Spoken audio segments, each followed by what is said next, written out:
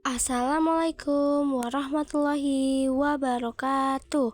Halo semuanya, perkenalkan nama aku Naila Anindya dan di sini aku ingin menjelaskan kepada kalian tentang materi kelas 11 yaitu yang manajemen.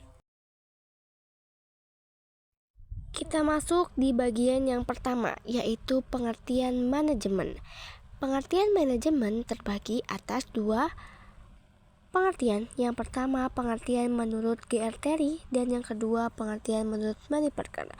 Jadi yang pertama, menurut G.R. Terry, manajemen itu adalah proses yang khas yang terdiri dari tindakan perencanaan, pengorganisasian, penggerakan, dan pengawasan yang dilakukan untuk menentukan dan mencapai sasaran-sasaran yang telah ditetapkan melalui pemanfaatan sumber daya manusia serta sumber daya lain.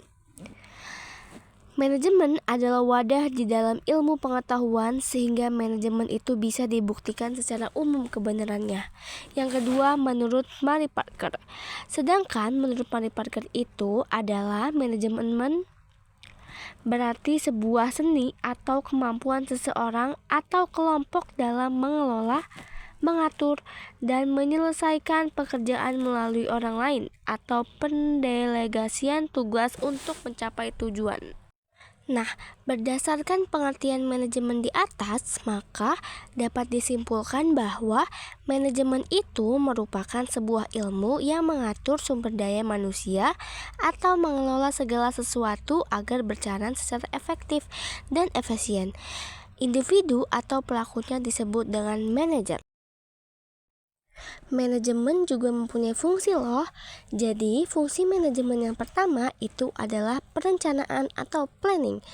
Perencanaan itu merupakan fungsi pertama dari manajemen suatu organisasi. Fungsi ini akan dibuat atau dilakukan di awal kegiatan untuk menentukan tujuan yang ingin dicapai. Fungsi ini juga meliputi perumusan dan penyusunan apa saja yang akan dilakukan untuk mencapai tujuan, menentukan strategi dan program kerja yang akan dilakukan serta kebijakan yang ada diterapkan. Pada tahap perencanaan juga harus ditentukan sumber daya apa saja yang bisa digunakan untuk mencapai tujuan tersebut. Yang kedua, itu ada perorganisasian atau organizing. Jadi, perorganisasian merupakan sebuah proses atau kegiatan membagi dan mengalokasikan pekerjaan yang harus dilakukan oleh masing-masing individu. Pengorganisasian melibatkan memberi wewenang maupun tanggung jawab, mengalokasikan sumber daya yang terdapat di organisasi maupun perusahaan, dan juga menentukan bagaimana individu atau kelompok akan dikoordinasikan. Fungsi ini identik dengan struktur organisasi. Dengan kata lain, fungsi ini merupakan kegiatan berhubungan dengan pembagian pekerjaan agar tujuan bisa dicapai. Nah, fungsi manajemen yang ketiga itu ada yang namanya pelaksanaan atau actuating. Fungsi ini menggerakkan agar semua anggota kelompok bekerja secara efektif dan efisien sesuai dengan tugasnya masing-masing agar tujuan organisasi dapat dicapai.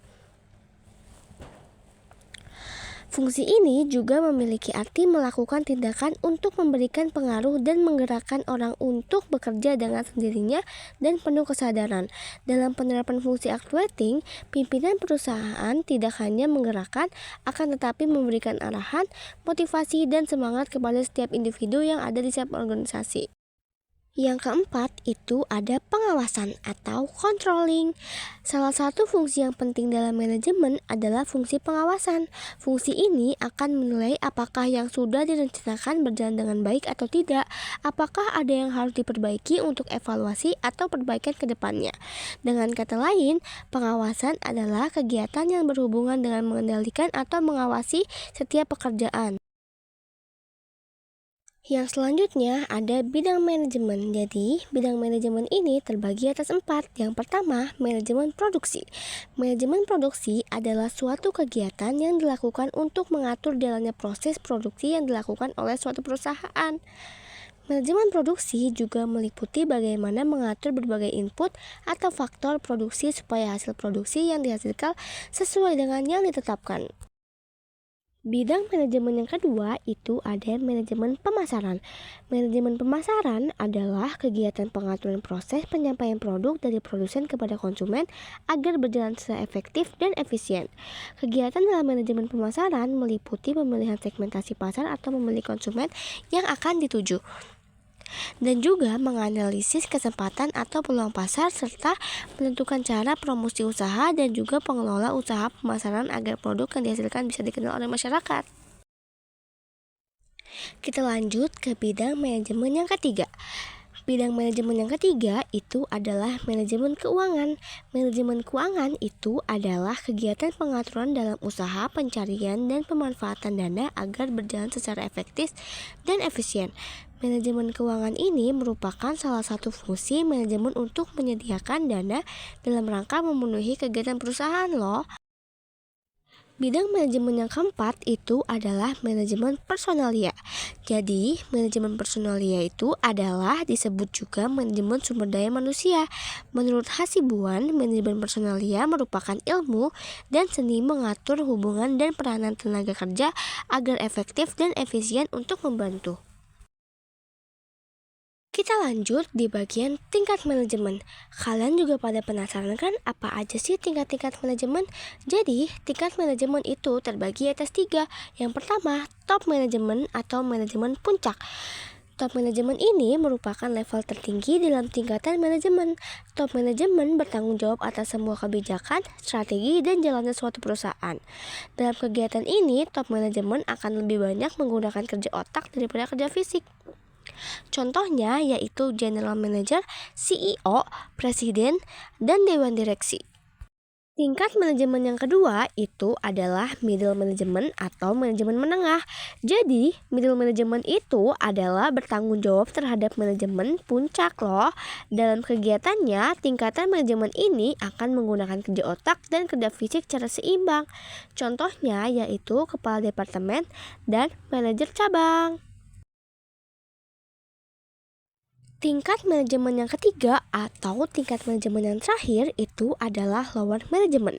Jadi, lower management itu adalah tingkatan yang paling bawah dalam suatu organisasi. Dalam kegiatannya, lewat manajemen ini akan lebih banyak menggunakan kerja fisik dibandingkan dengan kerja otak. Salah satu kegiatan yang dilakukan oleh lower management yaitu melakukan pengambilan keputusan, mengkomunikasikan rencana, memotivasi karyawan, dan menetapkan prestasi yang layak diterima oleh karyawan. Contohnya itu adalah mandor, supervisor, dan kepala seksi. Sekian itu saja dari aku. Kurang lebihnya mohon maaf. Wassalamualaikum warahmatullahi wabarakatuh. Terima kasih.